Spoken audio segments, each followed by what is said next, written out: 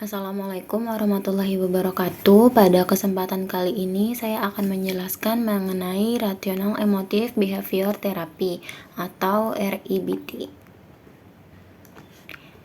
Pada sejarah perkembangannya, REBT ini merupakan termasuk kepada teori psikoanalisis yang dipelopori oleh Freud. Namun teori psikoanalisis ini tidak mendalam dan adalah salah satu bentuk pemulihan yang tidak saintik. Oleh karena itu, sebelum namanya menjadi REBT, terdapat dua kali perubahan, yaitu RT atau Rational Therapy dan kemudian menjadi RET, Rational Emotive Therapy, lalu baru menjadi REBT, Rational Emotive Behavior Therapy. REBT ini termasuk ke dalam tipe Cognitive Behavior Therapy yang akan mempelajari bagaimana untuk memanage pikiran, emosi, dan juga kebiasaannya. Mengenai tokoh REBT yaitu Albert Ellis. Albert Ellis merupakan psikologi Amerika yang lahir pada tanggal 27 September 1913. Merupakan anak pertama dari 3 bersaudara.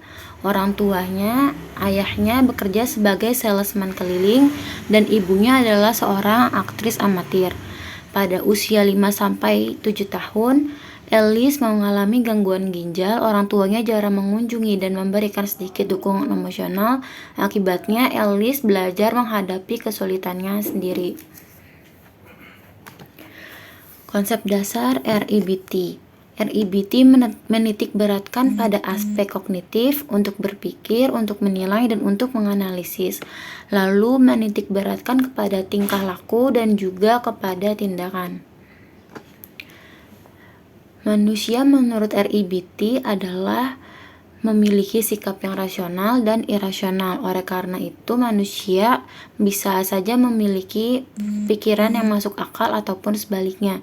Pola sikap rasional atau irasional yang dimiliki dan digunakan dalam merespon suatu peristiwa adalah akar terjadinya masalah pada individu.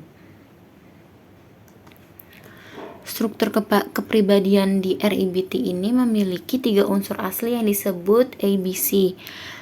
A itu activating experience atau events, B itu belief, C itu consequence. Kemudian berkembang menjadi 6 unsur yang ditambahkan di EF, ada dispute, effect, dan new feelings.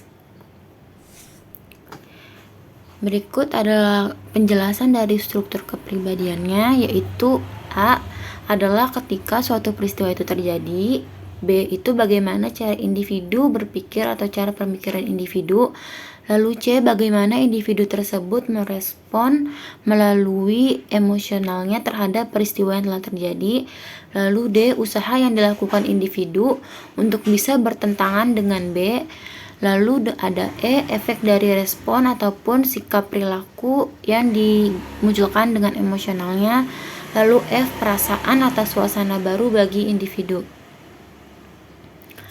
Berikut ada contoh dari kasus dari pribadi sehat menurut teori REBT.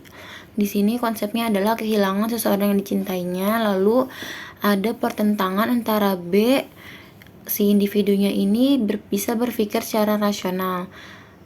Ketika seorang individu bisa berpikir secara rasional, maka individu akan berpikir bahwa kehilangan itu merupakan resiko dalam kehidupan. Kehilangan juga dapat terjadi pada siapa saja.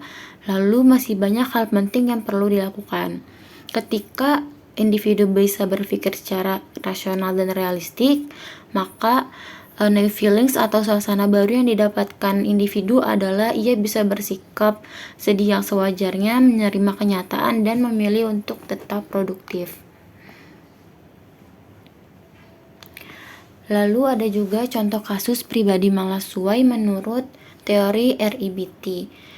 Kasusnya di sini adalah peristiwa ketika seorang kehilangan seseorang yang dicintainya, lalu tetapi di sini individu ini tidak bisa berpikir secara rasional ataupun disebut sebagai individu berpikir secara irasional.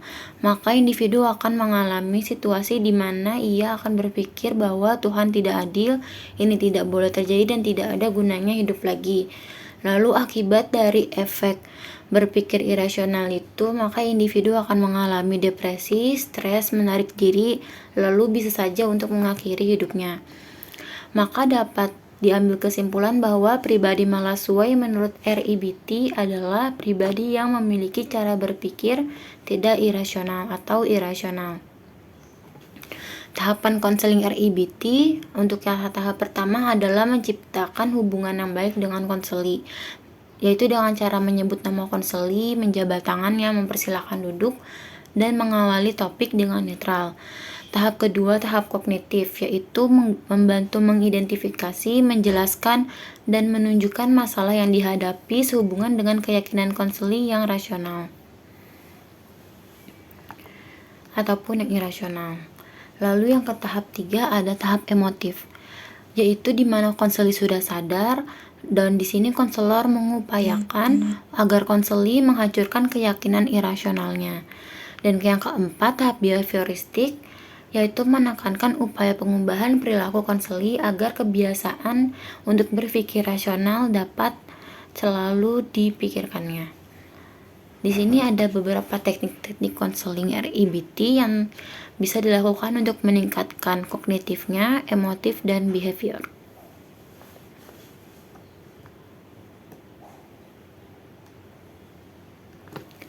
Dan ada peran fungsi teori RIBT ini adalah sebagai direktif, persuasif, juga sebagai pengarah.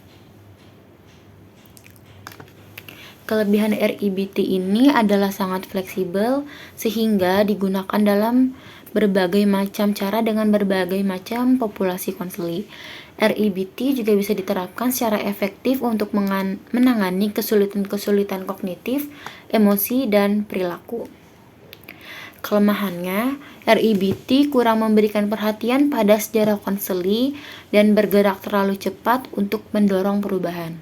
Penggunaan teknik konfrontasi juga berpotensi menjadi faktor yang melemahkan pendekatan ini. Implementasinya pada BK adalah RIBT dapat meningkatkan motivasi belajar pada siswa ataupun peserta didik dan mengajarkan kepada siswa untuk bisa berpikir secara rasional. Terima kasih atas perhatiannya. Sekian presentasi Rational Emotive Behavior atau RIBT untuk kesempatan kali ini. Wassalamualaikum warahmatullahi wabarakatuh.